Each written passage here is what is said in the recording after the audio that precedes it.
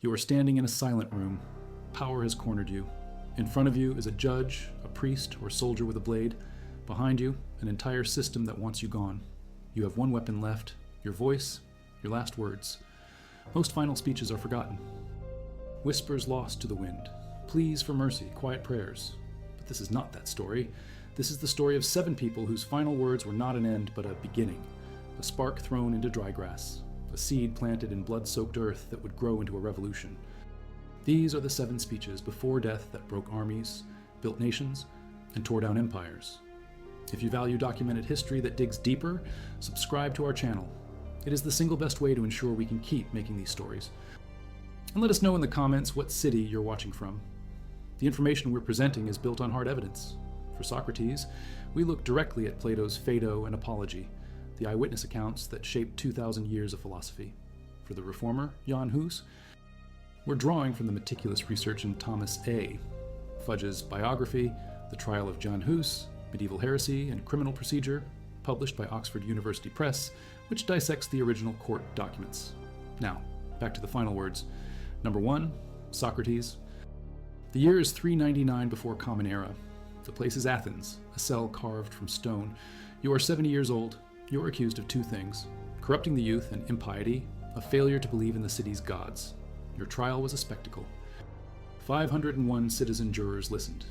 You did not beg, you did not flatter. Instead, you questioned them. You made them look at their own ignorance. You told them that your wisdom was knowing you knew nothing. They found you guilty by a vote of 280 to 221. A narrow margin. The prosecution asks for death.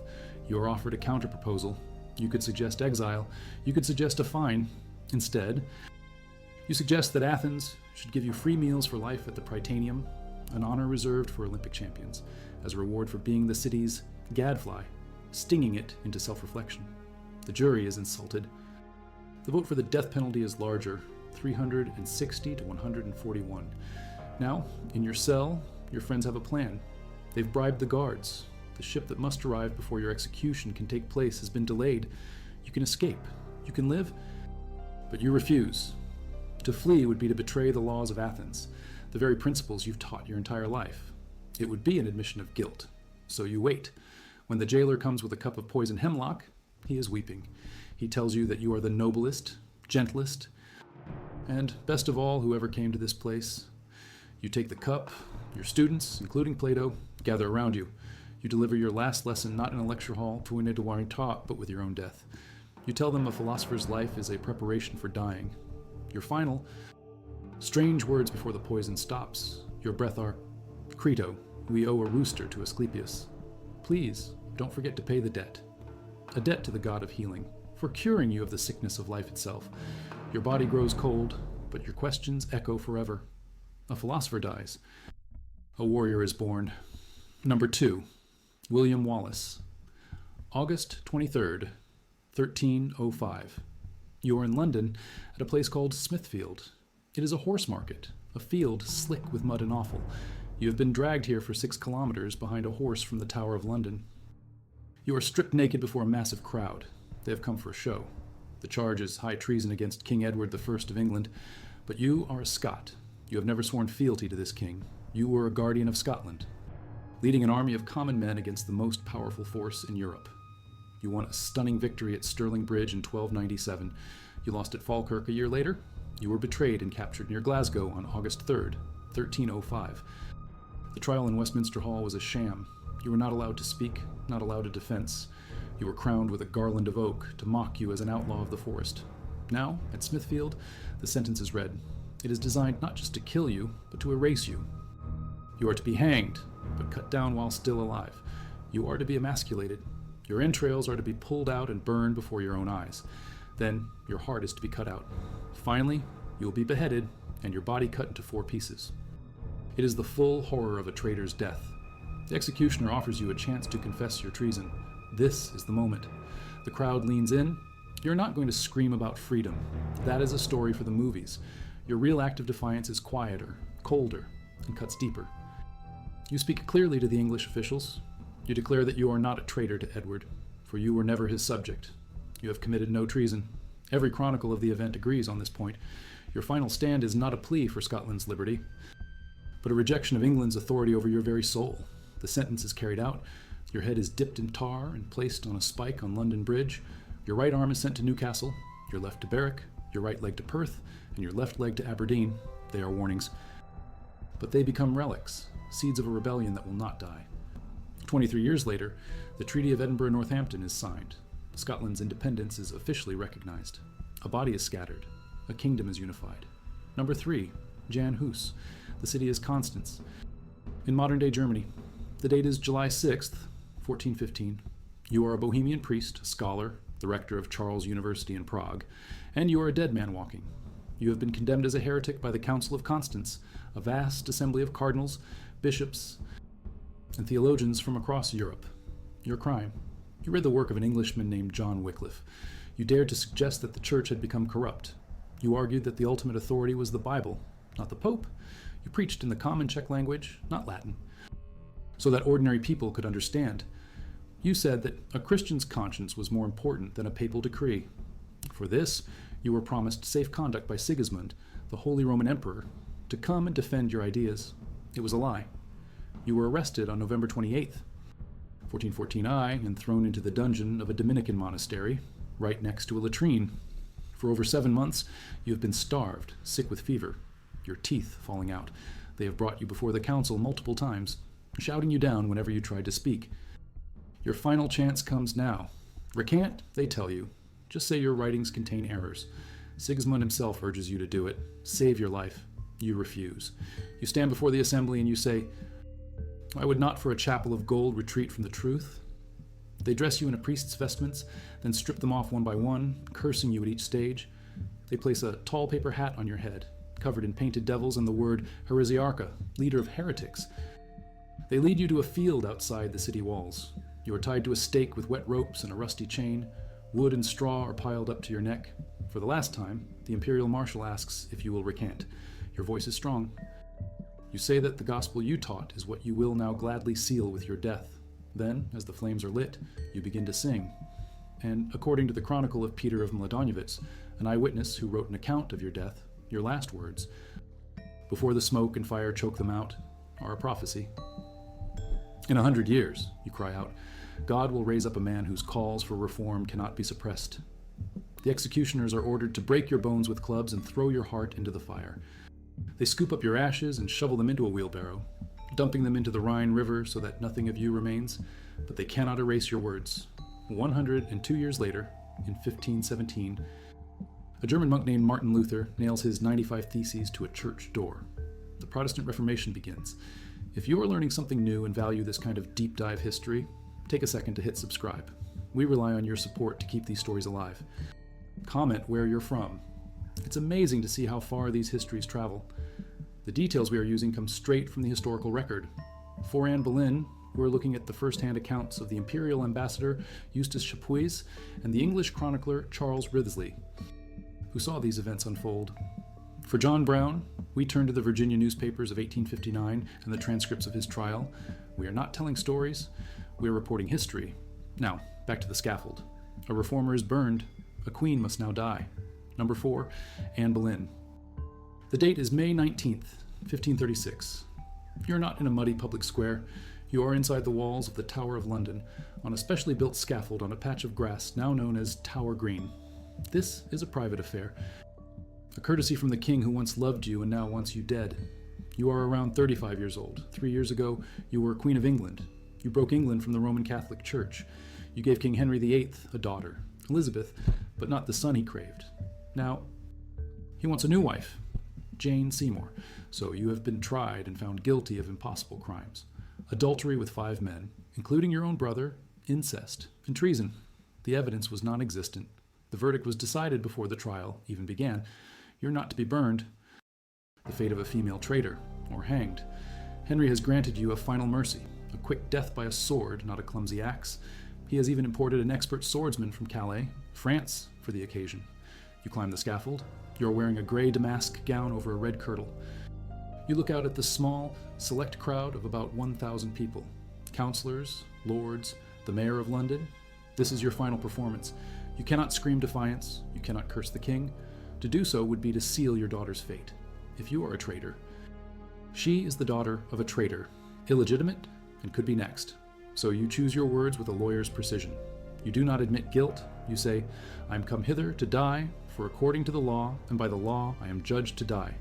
You do not say the law is just. You do not confess to the crimes. You ask the people to pray for the king, calling him a most goodly and gentle prince. It is a masterpiece of political maneuvering from the edge of the grave. You are protecting your child. You finish your speech, kneeling down. A lady-in-waiting blindfolds you. You repeat the prayer, To Jesus Christ I commend my soul. Lord Jesus, receive my soul. The swordsman, as is tradition, is said to have called out, Boy, bring me my sword, to distract you. As you turn your head to look, he strikes. A single, clean cut. Your head and body are placed in an old arrow chest and buried in an unmarked grave in the chapel of St. Peter at Vincula. A failed queen erased, but your last speech worked. Your daughter, Elizabeth, is spared. 22 years later, she will take the throne.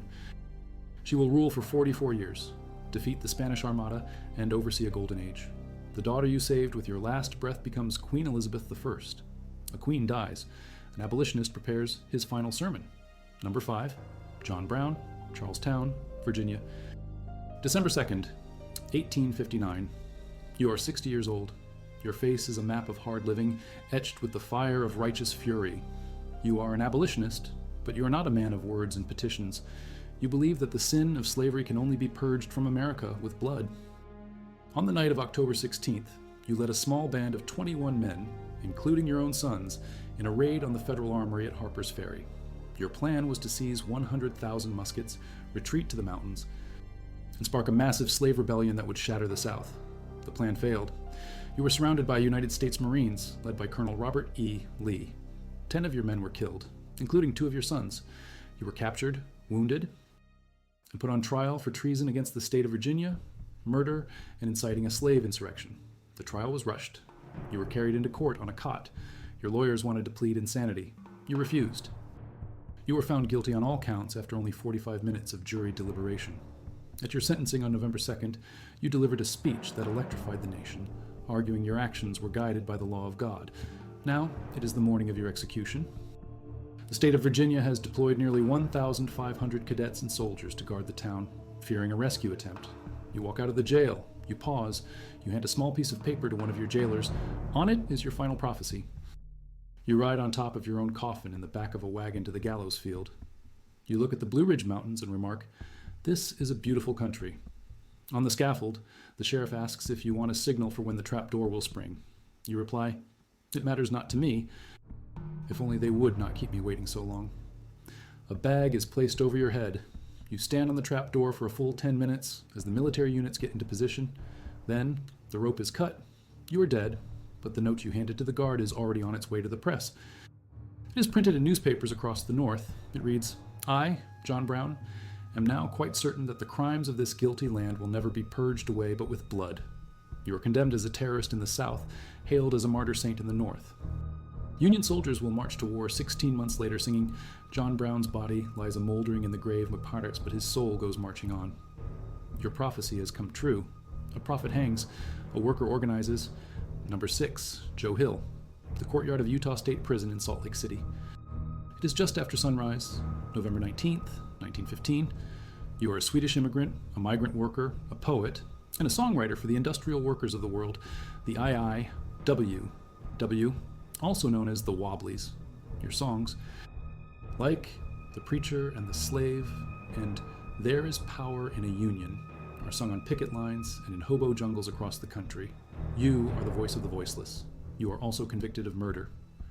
On January 10th, 1914, a Salt Lake City grocer and his son were shot and killed in their store. That same night, you showed up at a doctor's office with a gunshot wound to the chest. You said you were shot in an argument over a woman whose name you refused to reveal to protect her honor. That was your story. The state had a different one. The evidence against you was entirely circumstantial. No motive, no other witnesses who could identify you. But you were a wobbly, a radical labor organizer in a conservative state owned by powerful copper mining interests. That was enough. Your trial was a sham. Your conviction sparked an international movement. President Woodrow Wilson, Helen Keller, the Swedish government, all asked for a new trial. The Utah governor refused. Now, you stand before a 5-man firing squad. You refuse to blindfold. The prison warden gives the order to the executioners. Ready, aim. Before he can say, fire, you shout your own final command to the men with the rifles. Fire. A volley of shots rings out. 4 bullets strike your heart. The night before, you wrote a telegram to Big Bill Haywood, the leader of the IWW. It contained your last will and testament. It read, "Goodbye, Bill. I die like a true blue rebel. Don't waste any time in mourning. Organize." Those 2 words, organize, become your legacy. They are more powerful than any song you ever wrote. They become the most enduring slogan of the American labor movement. Your body is shipped to Chicago for a massive funeral attended by over 30,000 people. Your ashes are put into small envelopes and, following your wishes, scattered in every state of the Union except Utah. Your final act was not a speech. It was an instruction, a command that echoes through a century of struggle. An organizer is shot.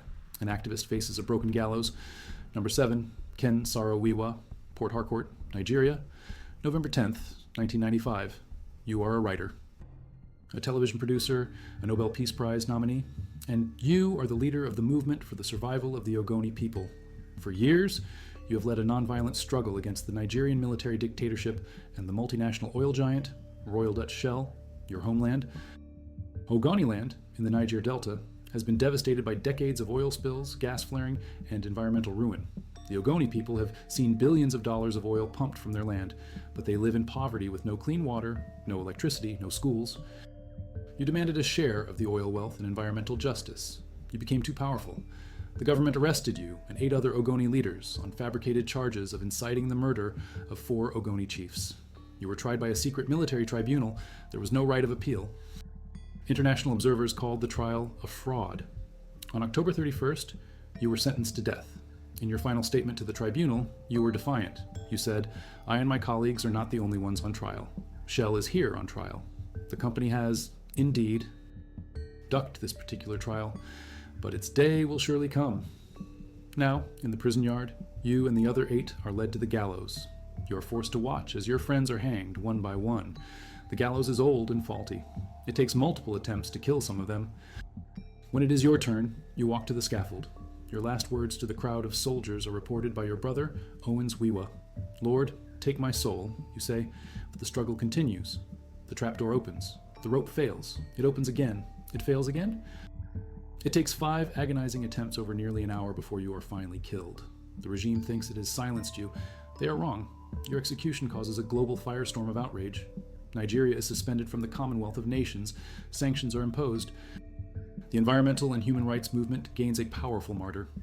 14 years later, in 2009, Royal Dutch Shell agrees to pay a $15.5 million out-of-court settlement to the families of the Ogoni 9 to avoid a trial in New York for complicity in your execution. You were right. Their day came. The executions are over. The bodies are buried, but the words remain. For centuries, the truth of many of these final moments was known only through chronicles and letters, but sometimes the physical proof survives, waiting in the archives. In the 1860s, a French historian named Jules Quicherat was searching the Vatican's library. There, he rediscovered the long-lost original Latin transcripts of the 15th century trial and rehabilitation of a young Frenchwoman. For the first time in over 400 years, the world could read the exact words of her accusers and her own clever, defiant answers. The woman's name was Joan of Arc. The documents proved her execution was a political murder, not a lawful conviction for heresy. This discovery led directly to her canonization as a saint in 1920. The verdict was overturned. The sentence was erased. The body turns to dust. The record remains.